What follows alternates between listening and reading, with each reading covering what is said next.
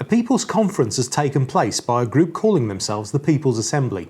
It came a day before a national demonstration against austerity, and just as the Conservative Party conference in Birmingham was getting underway, in which the Prime Minister Theresa May has announced that Brexit will finally start on March 2017. Our cameras went out to get some opinions about what kind of Brexit people actually want.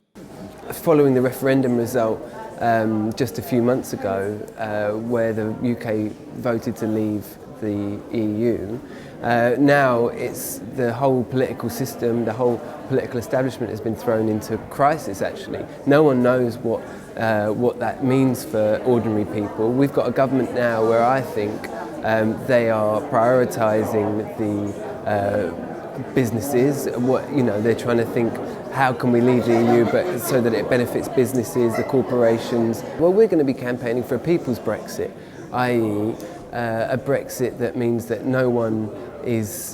there's no threat of immigrants having to leave, there's no clampdown on migration into the UK, that our public services, that the money that was spent on the EU is actually invested in hospitals, in education and all those kind of things, rather than going into the pocket of the bankers. We're campaigning to say that we should renationalise our services, that there should be an end to these kind of trade deals that the EU is actually pursuing, that we shouldn't be getting involved with those kind of things. It's this kind of Brexit that we want to see. I think what I would campaign for now is that I think we should respect the referendum, and I would have said that whichever way it had gone. I think it is a democratic vote. It was the majority of people voted.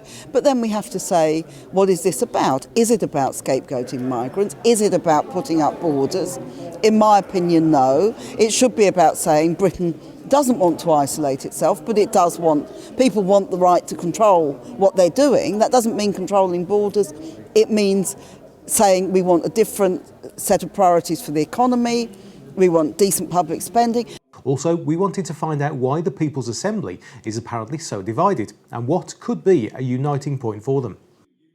The point of what the People's Assembly does is it unites anybody around that disagrees with austerity. It unites everybody that thinks we should start to invest in in infrastructure, invest in jobs, renationalise our services, those kind of issues. Now, Jeremy does talk a lot about those different things, but obviously there's other people that may not support Jeremy that talks about those things as well. I think most people on the left, even if they're not in the Labour Party, and I'm not in the Labour Party, very much welcome Jeremy Corbyn as leader, because for the first time in many years we're talking about socialism, we're talking about equality, we're talking about being in favour of immigrants. He made a very strong statement, which he's being attacked by many of his MPs for saying, but he was absolutely right, in my opinion, to do that. Now, I think the way you unite people is say, OK, what can we agree on? Are we against racism?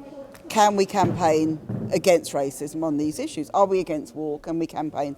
Are we against austerity? That's why we're demonstrating tomorrow. So all these different issues will come together.